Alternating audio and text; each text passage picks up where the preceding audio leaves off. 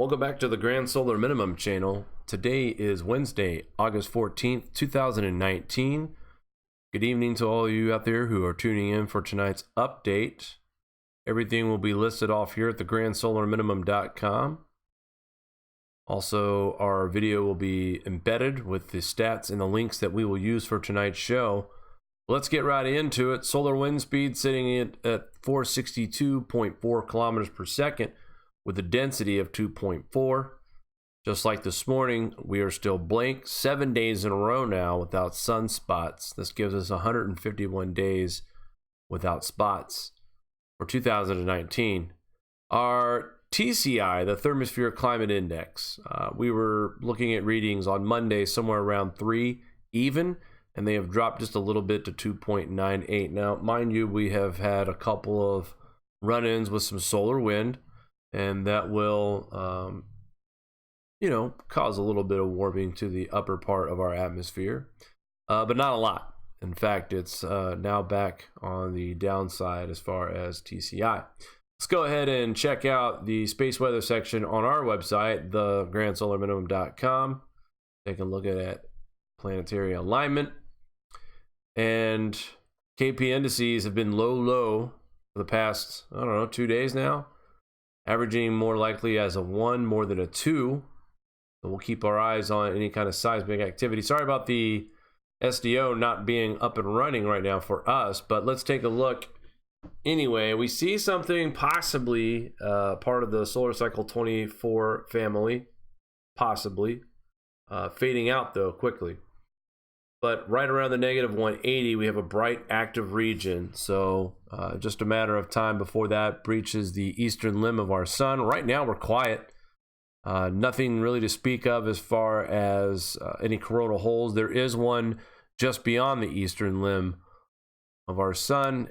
Doesn't look too hateful, but again, still a lot of time before it gets around this way. So quiet sun. We did have a CME on the 13th, I believe. That, as we reported today, that was not Earth facing whatsoever. So there will be no effects from that or geomagnetic activity from that particular CME. So all has been quiet for the past 24, 48 hours, and it looks like it will continue to do that as we don't see any reason to believe that we are going to be encountered with any sunspots in the near future. And let's take a look at TSI right now. As of August 5th, 2019, our TSI rating came in at 1360.669. So we've been talking about readings at 1360.7 and beyond, and slowly but surely we have seen a decline in TSI. Very little bit, not a lot, but enough to report that it is trending down once again, very slightly though. All right, guys, I'm going to go ahead and hand it off to Mari for our world news report tonight on the Grand Solar Minimum News.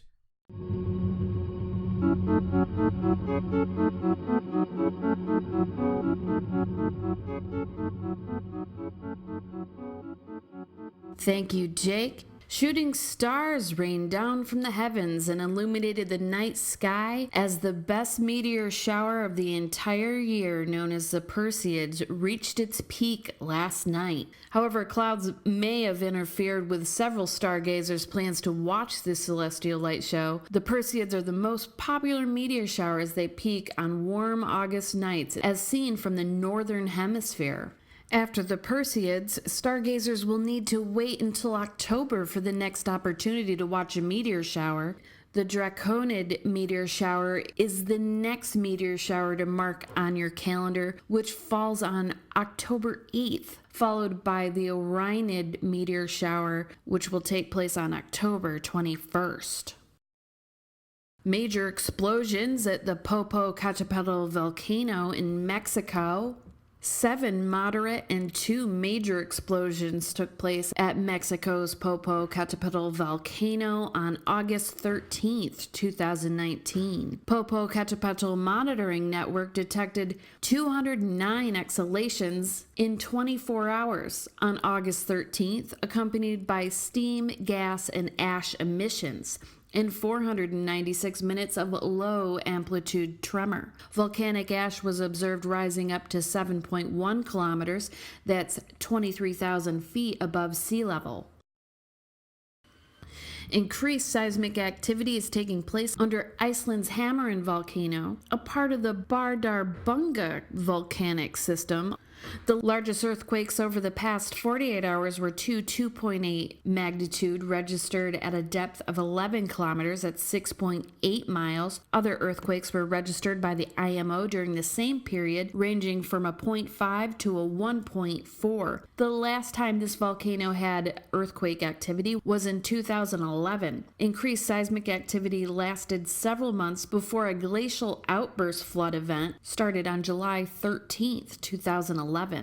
Crews clearing volcanic rock from a highway on Hawaii's Big Island discovered it's still 750 plus degrees Fahrenheit, more than a year after Kilauea's eruption. Crews clearing Highway 132, which was buried last May, say the heat has turned their drill bits purple.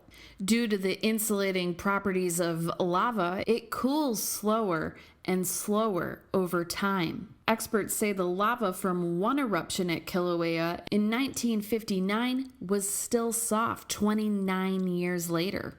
Last year's eruption destroyed more than 700 homes. Over to northern Italy, strong winds send patio furniture flying. They had intense straight-line winds from severe storms. Check this video out.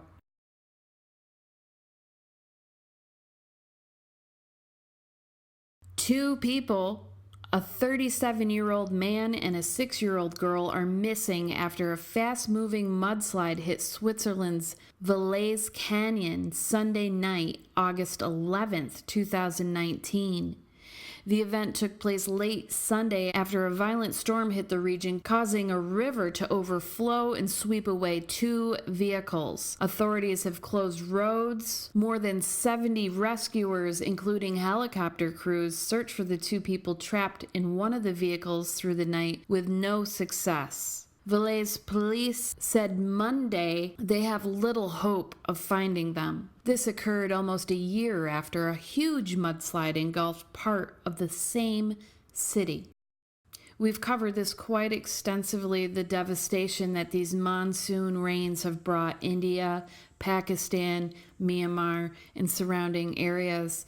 The torrential rains led to landslides in the countryside and inundated cities, electrocuting some residents and burying others under mud. Furious monsoon rains pounded India and Pakistan over the weekend, wiping away entire villages, submerging cities, and leaving civilians desperately crouching on rooftops, and in one instance, frantically clutching onto a construction crane for rescue. Indian military forces fanned out across the south and the west of the country to perform rescue missions. In one case, they stripped down tree limbs to haul a wheelchair-bound man to safety through a thick forest, and in another, provided dinghies to ferry civilians to one of hundreds of relief camps set up across the nation.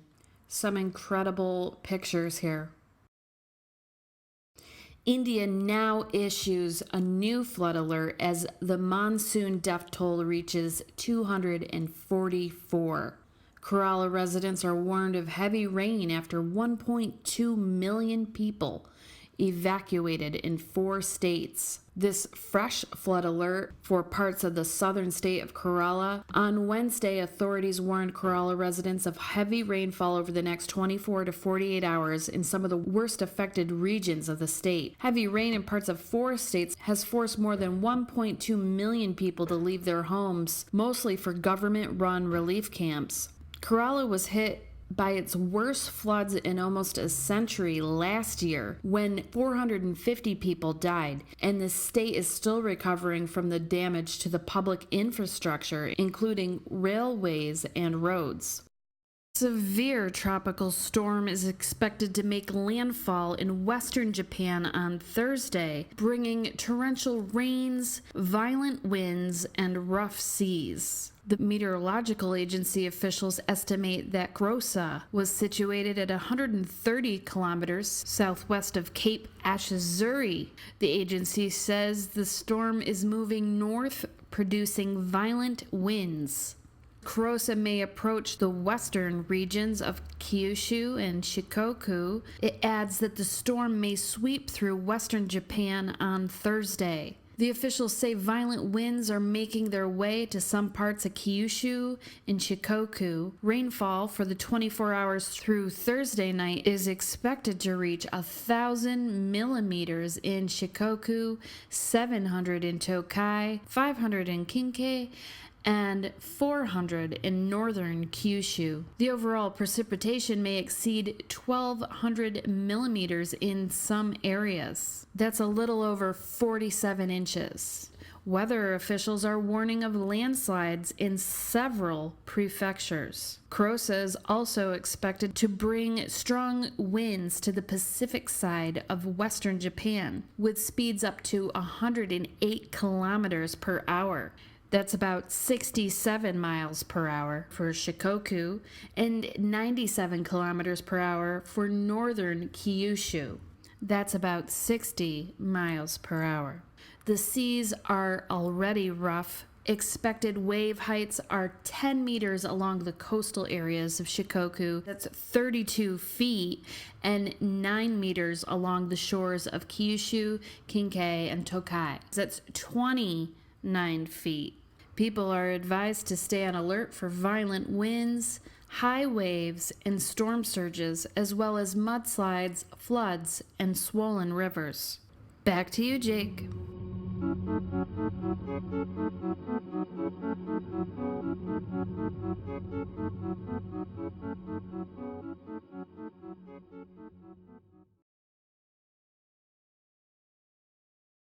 All right, thank you, Mari, for that wonderful report. Great footage and information as always. Again, hopefully everybody's noticed the change in format at the beginning on how we do the world news, and Mari does an excellent job when she makes her presentations anyway.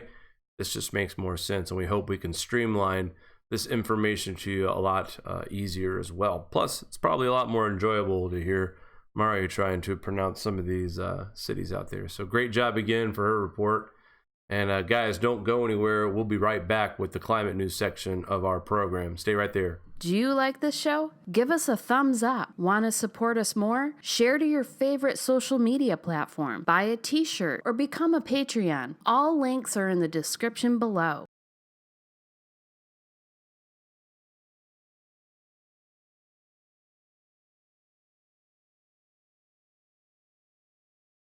All right, so we're back tonight with some ridiculous climate change articles.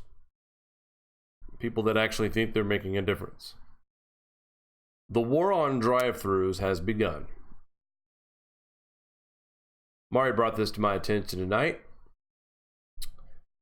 Drive-thrus have had their moment, namely the 1950s, when there were apparently nothing better to eat than processed meat and partially gelatined, non-dairy, gum-based beverages lightly tossed out the window to you. Thankfully, we as a society have moved past this terrible time and now have a plethora. This guy wastes a little bit of time here. He's really not a fan of fast food, so this is kind of biased. But reading this article, the more I read it, they are in this part of Minnesota, they are going to ban any future drive-thrus to be built on any restaurants or any kind of building that would be able to function with a drive-thru. And why? Well, here's why. They're talking about drive-thru increases vehicle idling time, which in turn increases emissions. In 2012, Canadian newspaper The Globe and Mail reported that idling in a drive-thru line, of course, this was about Tim Hortons, and again, this guy really does not like fast foods, but anyway, For 10 minutes with a 3-liter engine, uses about 0.06 gallons of gas. That might not sound like much, but as of 2017, McDonald's said 70% of US sales are drive-through windows. Now, what I found interesting is that this article uses McDonald's as an example of how much their drive-through sales are. And oh, watch out. And this was a very, very, very eye-opening link as well. This talks about McDonald's that is now looking to do mobile apps and pre-order. Basically, they're going to have a curbside service to help speed up drive-through times. My opinion, you'll see more vehicles enter your parking lot with more CO2. This will speed up drive-through times indeed, but I think it'll also increase business to an already robust 70%. That could get even higher. I mean, I don't know about you guys. A lot of us folks, if we stop at a place like McDonald's, that means we're really on the run and we don't have the time to make a decent meal, I guess. A lot of people don't like even going inside the restaurants anymore. Now, most of them are starting to have the kiosks. They want you to order your own food, do it yourself. Take the pickles off, take the onions off, you do it. I'm not doing it. So that's a turnoff in my opinion. I think when you go out to eat, part of the experience is the customer service, and you're paying for that when you're paying $12, $14, $15 a plate of food when you go to a restaurant. And even when you go to a McDonald's and you're spending $9, $10 a per meal, value meal, you still expect a little bit of customer service. But they're taking it all away if you want to eat inside. I'll give them a little credit. They have developed where the kiosk thing has paid off is that now you take a number, sit down at your table, and they will bring you the order to you. So that's a pretty fair trade-off. Be nice to see the price go down too and discount, because technically you don't need a front cashier anymore, so we could start doing away with that, right? Is that the plan? Anywho, just interesting to see that places like McDonald's are going to make it more convenient for outdoor sales. That means you're going to be using your vehicle. So in other words, the drive-through times will go down, but will the idle time go down from a vehicle's engine in a parking lot when you look at the overall picture of CO2? So just an interesting example they used, because I wanted to pick this apart when it showed us that they're offering a curbside pickup. But also, Mari brought this up too. What about all these places like Skip the Dishes and Grubhub?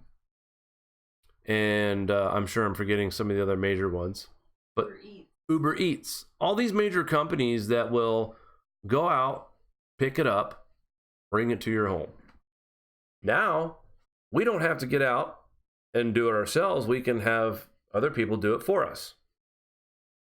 So, as these kinds of businesses pick up, it doesn't even out when you think about all these services that will deliver now. There's like, it used to be just Chinese food and pizza, okay? And now it's Chinese food, pizza, Taco Bell, McDonald's, Burger King, you name it, you can get it. I remember moving to Buffalo a couple years ago, and one of my favorite fast food restaurants, I do enjoy a burger from a Rally's, or some of you folks know them as Checkers. And I was shocked that I could get that delivered to me in Buffalo. Being from Southwest Ohio, you gotta get your ass up and go down the street and go get it. But it's easy to get stuck in this, you know what, let's order some Olive Garden night, or let's order some this, or let's order from Chip's Diner or whatever, and these companies will go and pick it up. So instead of like making it less convenient to order out and drive to the drive-thru, people are staying home and not burning their own fuel, but they're paying other people to drive out and burn their fuel, which right now, this business is flourishing. So now we've got a decent percentage of people out there who are adding to this supposed CO2 output because of delivery services now being offered to some of these fast food restaurants. So the reason why I brought all that up in the first place is this whole idea of drive-thrus being abolished because of climate change, because they want to help fight climate change. I mean, do you see what's happening here, guys? Now, this doesn't mean they're going to go through and destroy all current buildings. I mean, if AOC had her way, that's what she would do. She would just rip all the buildings down and make everybody tear out the drive-thrus. But they're modifying the way business is being done in the future, moving forward, starting in September and forward. Actually, I'm getting my articles mixed up. This is actually starting this weekend. The ban officially begins this weekend. How much further are we going to see this go? Is my question. Minneapolis City Council is who's going. So this is not just a dime box Iowa type city here. This is a major city in Minnesota. I'm going to read her quote here. This is from a radio report, public radio report. Council President Lisa Bender says the city has already been limiting them. We've already restricted drive-thrus over the years in a number of ways through pedestrian-oriented overlay districts and other tools. There's a map included in the materials allowed in today's, and it's actually quite limited today, but this just says that we will not have any new drive-thrus in the future. Proponents of the ban hope it will cut down on vehicle noise, idling, and make sidewalks safer. Okay, I'm down with killing the noise, but again, curbside. If that's being offered, people are still going to be driving to the restaurant to pick up their food and leave. The car does not turn off. Maybe it's quicker, but there's going to be more vehicles traveling, and then maybe, just maybe, where they used to have long drive-through waits, now they're going to have long curbside waits. So more cars are going to be sitting in the parking lot waiting for their food because people like the idea of ordering it on their mobile device, driving there, waiting for it, and then leaving. If it's in the wintertime, the car stays on. You got to keep the heat on, right? Same thing if you're in the deep south. So, again, another stupid idea from the left, from the AGW, that thinks it's going to help fight climate change. And no matter what they do or say, I'm sorry to say this, it's not going to. Now, it may help with clean breathing air. And I'm definitely for that as well. But these folks aren't doing this for cleaner air. They're trying to jump on the Green New Deal policy bandwagon. They want in on this giant profiting scheme. And oh yes, a scheme it is. Goldsmith College, University of London bans cafeteria beef to stop climate change. Here we go again. We talked about a meat tax in Germany of 19%. Now, again, the author of this page is biased of this particular area and their quality of beef. But Goldsmith University of London is also attempting to phase out single use of plastics and installing more panels to power its building, solar panels, I believe, as part of a move to become carbon neutral by 2025. Good luck.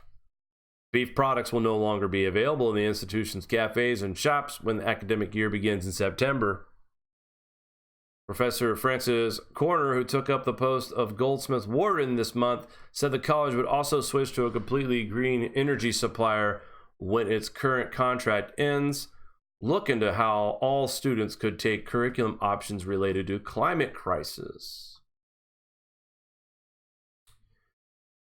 So, banning the sale of beef meat on campus, phasing out single-use plastics, and the other pledges the new warden has made highlights the current climate emergency that the world is facing. Now, again, the quality of the beef is being criticized here at the bottom. And also, one other thing to point out as well. This university is smack dab in the middle of every kind of restaurant choice that you could ever imagine in your life. Pizza, burger, steak, whatever. It's there around this college university. So the fact that they're going to go ahead and ban the beef, not really that big of a loss to these students because A, it's crappy anyway, supposedly. And they're right smack dab in the middle of multiple restaurants that are pretty much a variety of anything you like. that serves beef. I'm sure of it. Beef is served at all these restaurants. 100% guarantee it.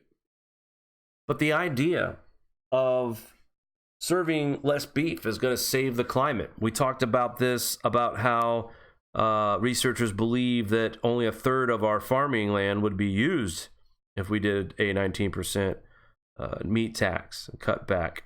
I showed somebody I work with today the article about the ban on the beef and also about the 19% beef tax.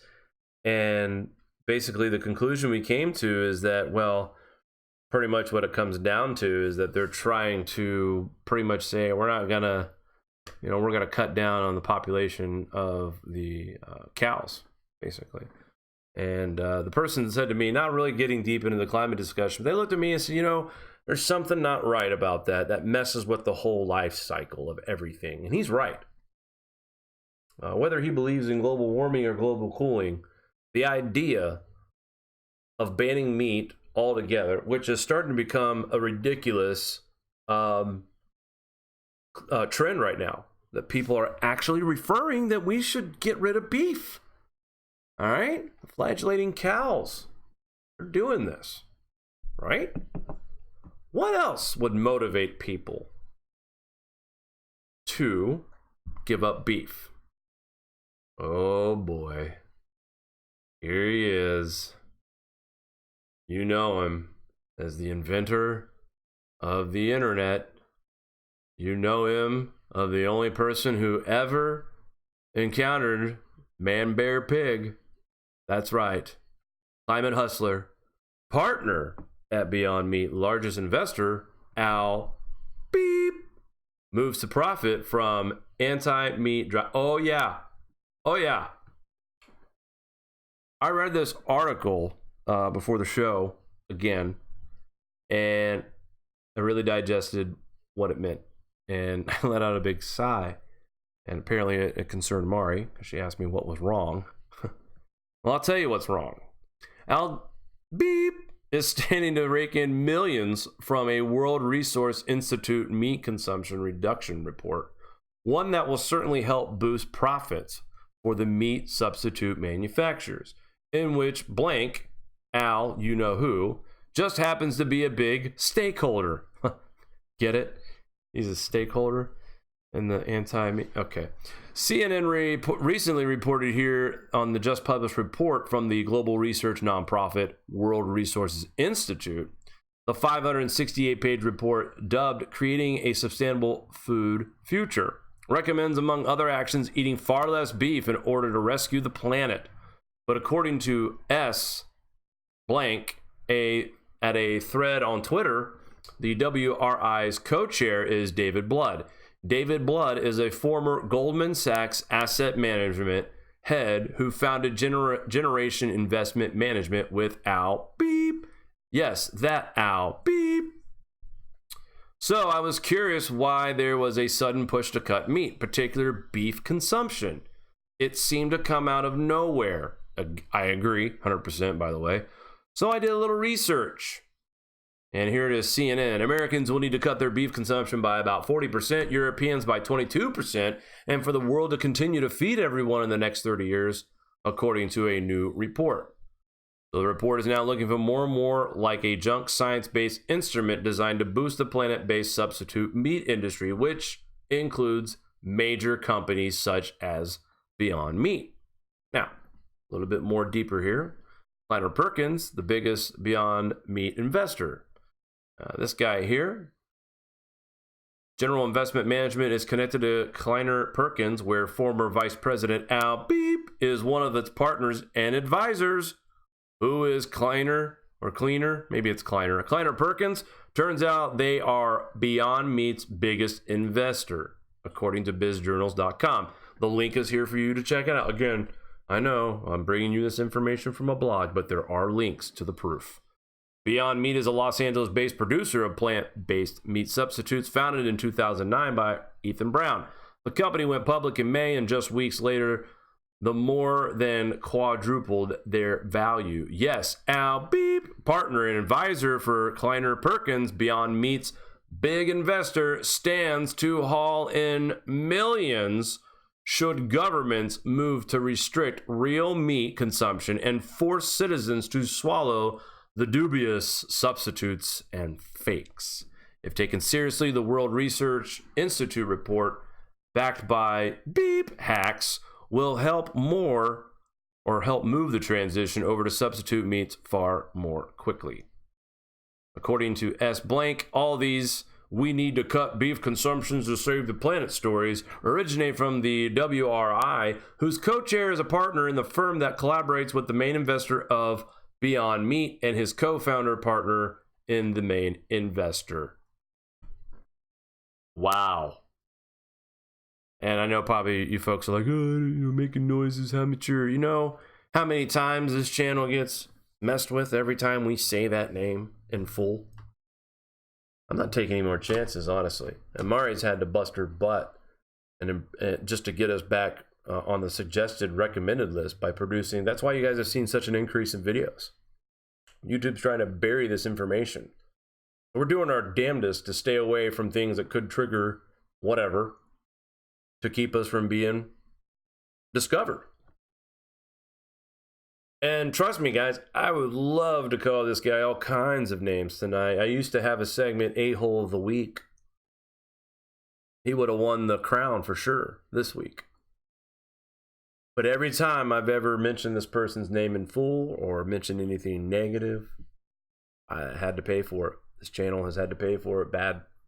And again, it's not worth mentioning this person's full name. We know who Al is.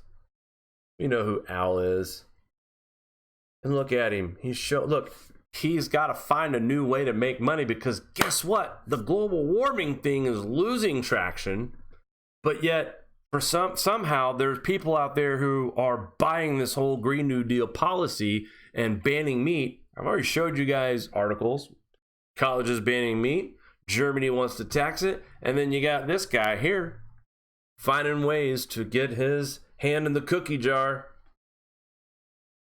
Millions he stands to make. Just remember that, folks. Whenever you eat at a restaurant that is supporting this policy, whenever you go to a market in the future, not saying right now, it's not happening as widespread, but it's starting, and that's frightening already. All right. Just remember that, though, when you go into a restaurant and you know they support this substitute meat thing because they want to save the climate. If you're true to this community, you get your ass out of that restaurant. I'd rather you go to the store and go buy you a steak and get some Kingsford charcoal and throw a little bit extra coals on there. Pump that CO2 in the atmosphere while you're grilling that beautiful steak meat. This is insane. Let's ban beef. Climate change at its finest. The ideas are getting more and more. I think people are losing their mind out there in that side of the world. The AGW, the left. They're losing their brains. But yeah, he already made hundreds of millions of dollars off the global warming speeches. All the speeches about how it would be ice-free by 2013. And I love all this talk about sea level rise. Seriously, guys. One of my favorite experiments is putting in a glass of ice water with ice, fill it up, and then watch the ice melt into the cup. And wow, really, the water doesn't go up. How about that? How's that work again? You say that the ice is melting and sea level rise will occur because of the ice melting in the Arctic and the Antarctica? Is that what's happening? Because that's what... Okay. Again, usual suspects as always, and this man has made hundreds of millions of dollars, folks, off of one of the biggest hoaxes, bigger than the Russian hoax. Right here. Unreal. All right, let's move it along here before I trigger anybody else here. We got a world agriculture report, not just for the U.S., but worldwide. Mari put this in front of my face today. I have not had a chance to review everything, but I invite all of you to check out this report. We will leave the link on our website or actually on the website for tonight's show. But I thought I'd mention this really quick as well, because I am going to go over our crop reports as well first before I go over that last article. And a lot of you were disappointed, or not a lot of you, but some of you were disappointed about us not covering the crop report on Monday. Well, I think a lot of us here at this channel think that report might be a little bit of bull honky. And the fact that we're seeing lower corn prices, well, let me get into this first and we'll start talking about that. But soybean production, percent, by the way. We're rating the condition. The states that we watched last week were Ohio, Illinois, Indiana, and I believe it was Michigan was the fourth state. They were the worst conditions as far as all of the United States. South Dakota used to be part of that, but I think they've improved considering what it was in the beginning of the year, how much flooding they had as well. 53% of their soybean crop is rated good or excellent at this point here as of August 11th, 2019. Illinois still on the weak side. Last week, I believe it was 36% good and excellent. Now we are looking at 39% good and excellent. The poor and fair pretty much dominate. More 38% fair, 17% poor, and only 6% very poor. Indiana, 34% good and excellent. Again, not, I think maybe a percent or two more than last week. The poor actually has gone up to 20%. Very poor is 8%. So we've got nearly 30% of the soybean crop in Indiana rated very poor to poor, and 38% is fair. So that's a very close number. Indiana definitely concerned. They were one of the states that were allowed to file late on their deadlines for acres not planted as well. Ohio, 29% rated good and excellent. 49% fair, 22% rated very poor and poor crop condition. So 49% is not the end of the world. 40% good. 26% good. Not crazy, but it's not gloom and doom, but still not good. Let's take a look at some corn numbers. Again, the rest of the states, as far as the good and excellent rated crops, not doing too bad. Of course, the worst, in my opinion, is still Illinois, Indiana. Iowa's on the fence. Kansas, 38% rated fair, but they have a very low very poor rating.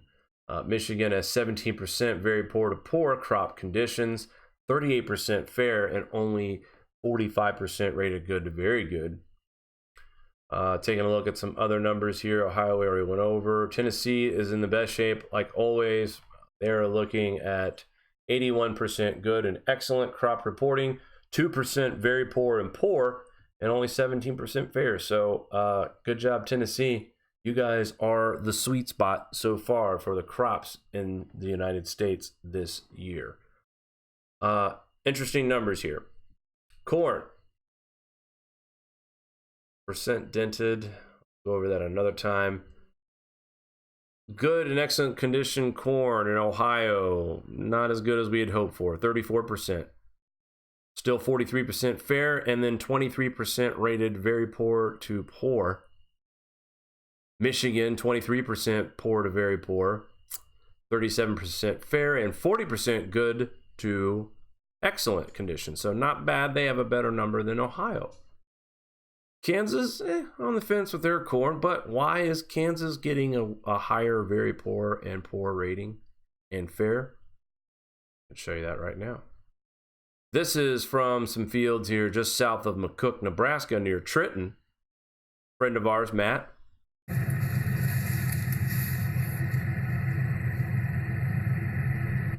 Those leaves that you see, the green leaves, are freshly done from the hail that they just recently got yesterday. Well, as you can see, it just rips up the leaves, tears everything up. It'll still make corn, but it'll hurt the yield because it'll dry up quicker and really hurt the test weight. So you hear that, guys? It'll make corn, but it's going to affect the yield. Now, fortunately, this was not his field. Not saying that I wish this on anyone's field, but you get the point. And we're in August. The weather has been crazy in this part of the country, by the way, too. And I'll get to that here in a second. But they just had some tennis ball size hail, 80-mile-an-hour winds, and a tornado was reported out in that area as well. So some pretty severe weather last night. Thankfully tonight, where Matt is, this storm system that's bringing severe weather right now just slid to the east of McCook, Nebraska. Again, thanks once again to you constantly helping me. Matt has been a great contributor to the channel. He has offered us so much insight on crop and what's actually happening. And I'm learning a lot, actually. Not as much as I probably need to know, but thanks to him, he has definitely guided me down this path of agriculture, and I'm understanding it a little bit better thanks to hearing it from, the horse's mouth, literally. So hopefully, Matt, we can get you on for a show on a live, maybe on a Sunday afternoon, a special edition where we can talk about crops. We'll call it Crop Talk, and see what happens, bud. Well, let's get back to our crop report. As I was saying, the corn condition in Ohio, not much better than the soybeans. Again, Tennessee just crushing it right now. The excellent to good crop right now being reported 88%. So that is a great return actually right now. Tennessee, soybeans, corn, that is the best state in the United States thus far as farming goes. Nebraska, you're right there. 75% of your corn crop has been rated good to excellent. Also, only 5% of very poor to poor crop conditions. Tennessee only has 1% reporting, and that is in the poor category. 11% fair for Tennessee. Texas, you're probably the second best state with the corn situation. Wisconsin has fallen a little bit. They've had a few rounds of storms. It's probably damage from hail and wind, just like we saw in fields near Trenton, Nebraska, from our friend Matt. So lots to digest with this report too. But again, I'm trying to make sense of everything. All right. My main focus has been the grand solar minimum, solar cycles. And along with that, we learn things about agriculture and economy. And basically, the U.S. Agriculture Department zigged on Monday when the market expected it to zag. In other words, it did the exact opposite. And I got an email from a friend of ours here at the Grand Solar Minimum, another great contributor, as I get a lot of info from him, articles and stuff like that. But our friend Rex, also in Nebraska. And he sent me an email on Monday. He's like, am I reading this right? Are these people blanked up? I mean, what is going on here? So they're predicting now, they're expecting farmers to produce about 169 bushels of corn per acre. Now that's up from 166 in July. A lot of folks are like, oh, that's an improvement, right? Sure. But last year, we had more than 176 bushels per acre. So we're already down 7 bushels per acre. Not that big, okay? Not that big of a deal. But here's what angers me the most. As you all know, stock prices dropped big time, okay? 800 points lost today in the stock market. Company called Green Plains dropped 4.3%. They are one of the biggest ethanol producers. Corn is an input for the company, meaning it's cheap right now. So why did their stock go down as well? And it's the demand, is what I think. But so 4.3 was jaw dropping for them. What about?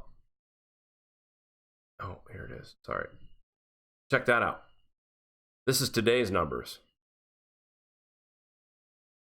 Get the handy dandy arrow out. Here we go. That's what we dropped today. Almost 10%. So Tuesday, this company here, its stock dropped 4.3%, which was a huge drop. And now we're talking about almost 10% in one day. So we got low prices right now in the stock market for the corn. Well, let me tell you, this doesn't do anything for the farmers. Period. And when you factor in There are people out there who have the resources to purchase a large amount of stocks in some of these companies right now. I think everybody, and this is why the agriculture community is so screaming mad right now about this latest report. They do expect numbers to be even lower pricing. Believe it or not, they expect a pretty good harvest still, even after the difficult planting season. You know, this market and the mainstream narrative wants you to believe that we're going to have an Indian summer that's going to last through October, and it's going to help us get to our harvest in late October, early November. Because remember, folks, we're 3 to 4 weeks late in most places right now. So what happens when the numbers start coming in October and our bushels are down, way down? And then all of a sudden the prices go through the roof. Oh, how convenient, right? For all those investors out there with big money who can afford to buy these stocks at a large amount and cash in real quick. Meanwhile, you and your family get to struggle and figure out what bill you're not going to pay to feed your family this week. But hey, there's some wealthy investors out there who knew this was going to happen, and they're playing the market. It's like the movie Back to the Future 2, where they go back and they find that sports atlas. All right, and they use it and they start winning money. That's exactly what's happening right now. There are some smart investors out there who are educated about this and stand to make a little coin. Do what you got to do, I guess. You know, I'm not judging, but I find this is about as obvious as the you-know-what suicide that happened on Friday, the apparent suicide. This, to me, this stinks. The way that they're treating this situation with the crops. And I know some of you are out there saying, well, geez, USDA is giving us good news and you're trying to fear it up. I'm trying to be real. We talk to people who are real farmers, and people who are experiencing this firsthand can tell us, hey, look, we've never seen anything like this before. This one's going to be an unknown for sure. Suicide hotline. I have not read that far. That's very sad if that's the case. Mari just informed me that one of these crop reports that released the crop reports, one of these websites actually put a link to a suicide hotline.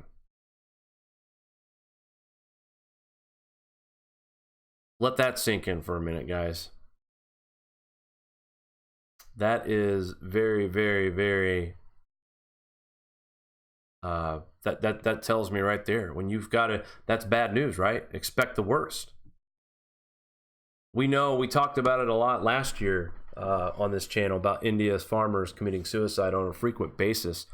This year I'm not covered as much, not because I don't think it's important, but it doesn't do anything for our morale to continue to report. We know there's a problem in the agriculture department. And it's not just about pride and honor. This is about real people trying to feed their families, and they feel like they failed their family and they've lost all hope. They've lost their farms. They've lost their house. They've lost their cars. Maybe some of them have lost their wives and children. They're out on their asses with nowhere to go because they're broke, because of natural disasters causing crop damage. Challenging times ahead indeed, folks. But this concerns me. This almost feels like an obvious and a purposeful manipulation of the market. Just like how China devalued its currency. Obvious manipulation of the market. In fact, I did read in one of these reports that there is concern of some of these prices here that they might be investigated. That even to the higher ups, this doesn't smell good for a lot of folks. So I'm glad to see that we might have some people who might be already on top of this. I doubt it, but very concerning and very confusing. And I'm going to continue to analyze these reports and go over them even more and try to figure out what this really means. But, you know, according to the USDA, hey, we're going to be just fine. Well, I'll tell you, the number one thing that these farmers are worried about right now, besides hail damage, is that early freeze. And I'll show you guys here in the weather report what I'm talking about. Don't go anywhere. Do you like this show? Give us a thumbs up. Want to support us more? Share to your favorite social media platform. Buy a t-shirt or become a Patreon. All links are in the description below.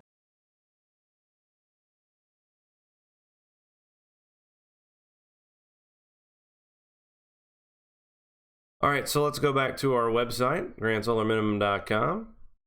Here's our crop report. All right, weather. Signs of fall. That's right. Nancy in New York sent this in. Yellow leaves. I know you're thinking, GOG, one little tree. But I can tell you this, folks, driving up and down the 87 Northway, up and down this beautiful state, upstate New York, there are several trees in this area, and as all the way as far south as the capital region of Albany, that are looking like this. Some are even red by now. So I'm interested. I can't wait to see September 1st how August fared for us as far as temperatures went globally. We got reports all over the place, United States, talking about leaves already turning, and it's middle of August. But if you watch the Weather Channel and other mainstream media, that's hot out there. It's super, super hot. Here's something you don't see every day. Kangaroos in the snow. That's right, folks. This was a couple days ago. Actually, yesterday, August 13th. Look at this. Going through the snow here in New South Wales. That is something you don't... And curious, maybe they're enjoying this. Hopefully this does not harm the kangaroo population since the snow is rare. But according to this headline, it does look and appear that these kangaroos are indeed enjoying this current snow. Wow.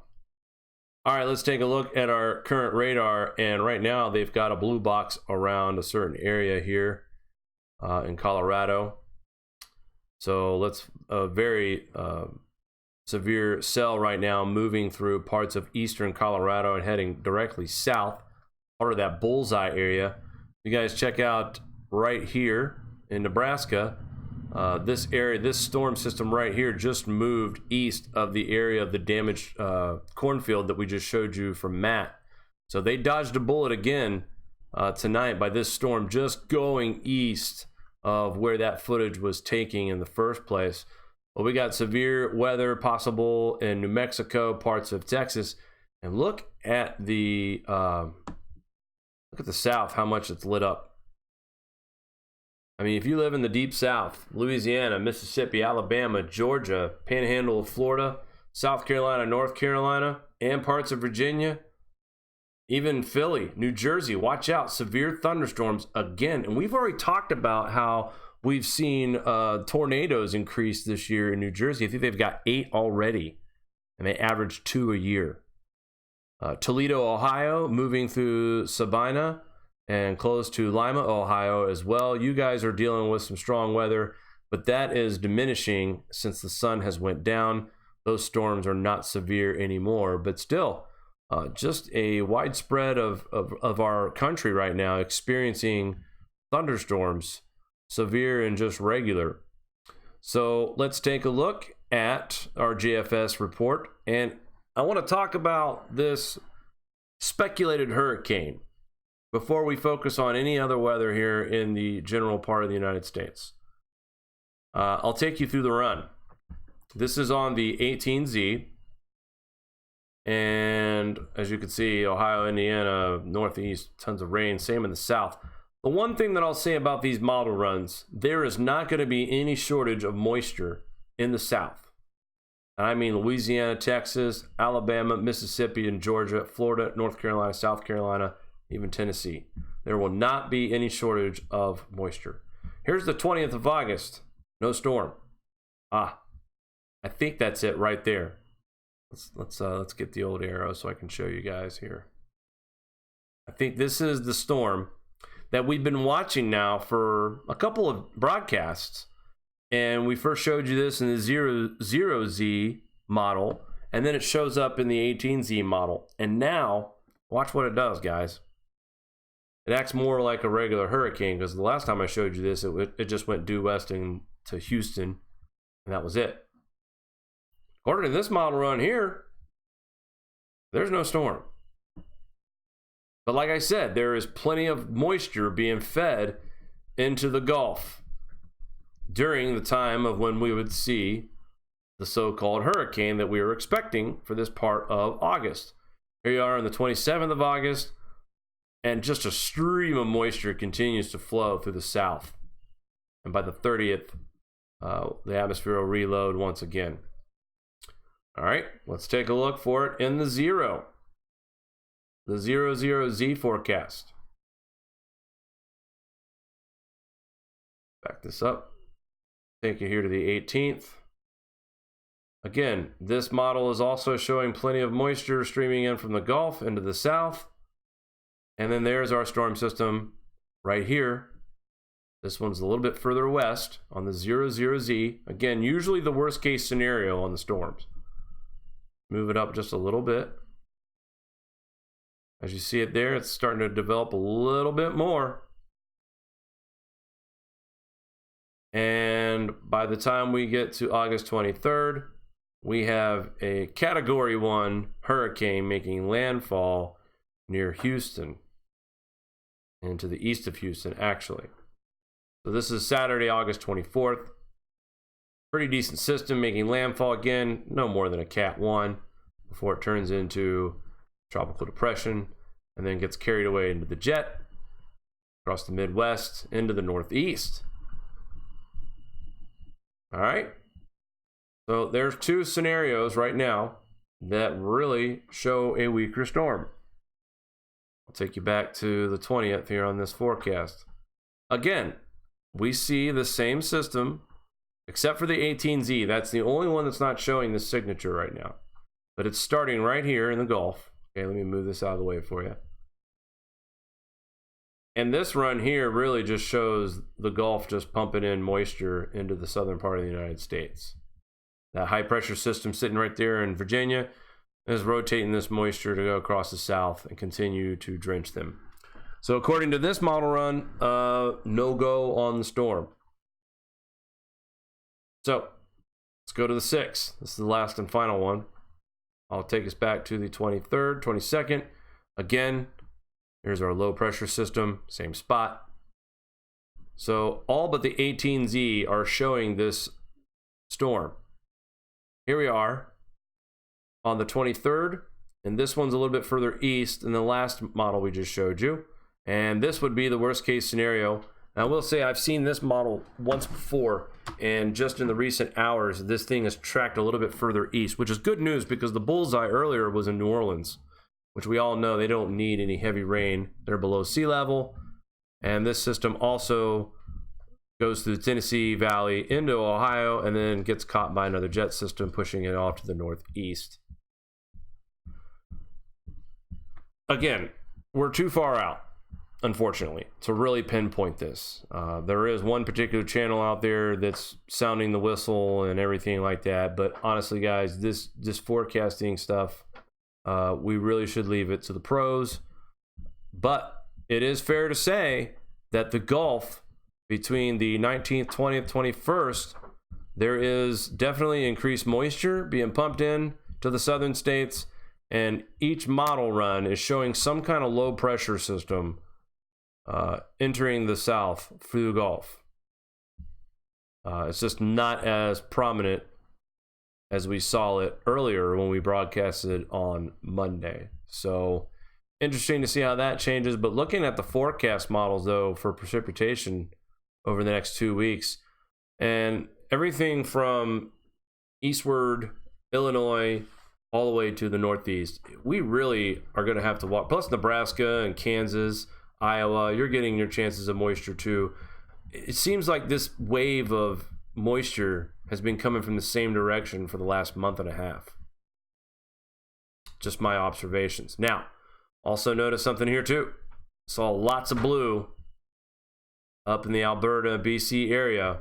Snow showers already beginning to show up as early as August 19th, August 18th to be exact. Go ahead and take a look at a different angle of this camera. There's temperatures. Let's get the moisture. Let's see if I can get that. Here we are on the 17th. I mean, that's a lot of snow. It doesn't make it all the way down to as far south as we thought it would, but still, chances of snow in Alberta, BC are there. August 20th.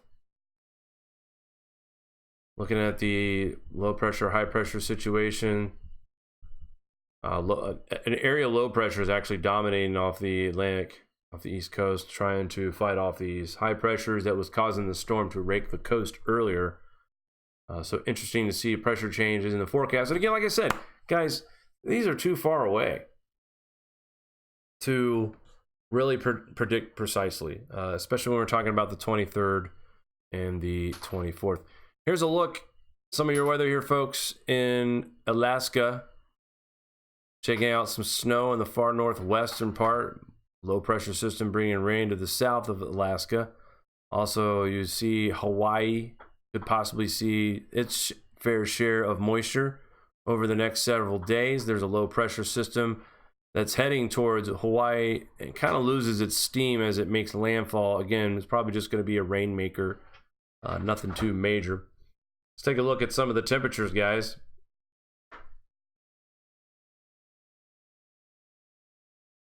And again, I've backed this off a little bit because I want to talk about temperatures up here. Someone mentioned I don't mention the weather in Alaska and Hawaii. I do apologize. They are part of the United States, so fair is fair. But we're seeing temperatures going back to normal in Alaska, 40s and 30s. And if you take a look at the United States, I mean, summer's still hanging around for central parts of Texas and Oklahoma. But as we get further into August, that heat to me looks like it's shrinking. And we get to the end of August and we start to see some cooling. Minnesota, Wisconsin, Michigan, Ohio, New York, New Hampshire, Maine. We will start to see fall-like temperatures, of course, and it's August 30th. So I guess that's kind of right on cue. But when I see a high of 67 degrees in central Kentucky, yeah, I don't know about that for August 30th. That's still dog days of heat. They're still supposed to be getting like very humid days at this point. It is the dog days of summer. Let's take a look at the temperatures a little bit up close. Again, most of that heat staying in the central part of the plains and in the south. But look at this. A little bit of warm up by next weekend for the Northeast, Ohio back in the 80s, Indiana, Illinois, Iowa, upper 70s, Nebraska, low 70s, near the southern part, central Nebraska. Get some more heat in the end of the month for Kansas, Oklahoma, and Texas. Then things start to fade off a little bit for the Northeast and across the Midwest as well. By the 29th of August, we will start to see a much cooler pattern starting to form in the Northeast and across the northern parts of Ohio. And by the time we get to the end of August, daytime highs on August 30th in Cleveland, Ohio, 69 degrees, beautiful weather. 65 in Syracuse, 70 in Albany, 53 61 in Bangor, Maine. These are September-like temperatures. Again, this will be the end of August. The heat stays in the Central Plains, but even look at Nebraska. Matt, 73 for a high. Heading your way August 30th. Nighttime lows are going to be in the 50s. What are we looking at in September? By late September, where could those low temperatures be? It's all speculation, folks. Also, want to mention too, since we're talking about weather, El Nino, is now below the baseline on the temperature base here in the 3-4 region, folks. Where do we begin for La Nina? That will start in the 0.5 negative, below baseline. Right now, our current temperature is 0.110. So we are 0.390 away from La Nina conditions, possibly. How much further will this drop? This tried to level off a couple of days and started dropping again. Meanwhile, the North Atlantic, kind of on a summer high here, 0.8 over baseline. So we'll see what happens as we head into the autumn months and the winter months. And I tell you, La Nina, if it's kicking and going by the winter, that's going to amplify things even more. Marge, do you want to come over here and say hello to our lovely audience out there in YouTube land, taking the time to tune in to enjoy this broadcast, or hopefully got something out of it? I would love to, Jake. You're getting scolded out in the chat. Okay. Constantly Contrary wants to know why you didn't cover Washington and Oregon. I think you've neglected the West Coast. I have, and there's rage. Well, listen, don't be rageful. Look, that's what's going on in the Northwest, okay? You guys aren't getting action. You're not getting the action. You're sorry, there's too much action going on across. Now, unless you talk about the heat. I know some of those places, but that's normal, so. You know. Too bad. I used to live in California, so that's about, 72, 70. I don't really want to talk much about it. Sorry. I didn't mean to call you anyway, up, but we love you. Fun to we pick love on you. you. Hey, guys, there's a lot to cover here. We got a lot of love in the chat. Everyone's like, Mari and Jake, you guys are all right. We try. So we try. We do try. I'd like to thank Matt Bros for his contribution to this channel and all the videos he sent you. I'm glad you guys got to see a glimpse of what he shares with us. I'd also like to thank him for the super chat. He won't listen, Jake. So stop it, Matt. Let's see. Matanaya Charlemagne, hopefully I didn't butcher your name. Hey, Mari and Jake, if the farmers are to be bailed out for China rather than GSM, what will happen next year? What is your opinion about that? And I'll share what I shared with them in the chat. Share with me what you... Well, I said, I don't think any bailout is going to help our food shortage supplies. Farmers sure will be, welcome to have some of the costs they've lost replenished for sure. But I really look, and this could be, get your tinfoil hats on or conspiracy wands out. I really think China is being used as a cover-up for GSM food supply shortages. I think it's a nice, easy way to just box everything up real neatly and be like, it's China's fault. Everyone, that's why you're going to starve. And that's why you're paying for lots of, that's why the food prices are going up. It's all China and it's all Donald Trump. And we have to place blame on something. So that is it. Because it's not easy to say, you know what, we're in a natural cycle and we have a lot of challenges and we have to adapt. That's too hard. I think the farm bailout would be a great idea for the farmers, but like Mari said, it wouldn't do anything for the food crisis that we would be approaching. If this is just the beginning of things and this year is just a little bit worse than last year, I guess really all eyes are on this coming winter and next spring, guys. If you don't believe it now, I'm pretty much convinced after what's happened from the beginning of this year, definitely there's a lot of proof, but I'm sure it's going to rear its uglier head next year as well. And then I'm just going to Constantly Contrary said thank you for the shout out. No problem. She wasn't really scolding. Or I know. He or she. I can't tell with these usernames sometimes. What else do I have? I was going to give a big shout out to all our Patreon. I know that there was a couple that popped in the chat today. And I tried to log into Patreon to get a list of all of you to give you a shout out. I'm going to have to wait till Friday because, two-factor authentication and all. I can't get in. So that's all I have. And I'm glad that this show went semi-glitch-free. Yeah, not bad. Knock on wood. We're getting better, folks. Not bad. All right, that's going to do it for us tonight on this Wednesday night. Thank you all for tuning in to our channel. Please subscribe and like and share and hit that notification bell. Make sure you mark the all on the notification bell. Also, check us out on Facebook, Twitter, Instagram, every social media platform that you could imagine. Mari has worked her little heart off and has us on mostly all of them. Until our next broadcast, which will be Friday night at 9 p.m., we will talk soon, guys. Take care.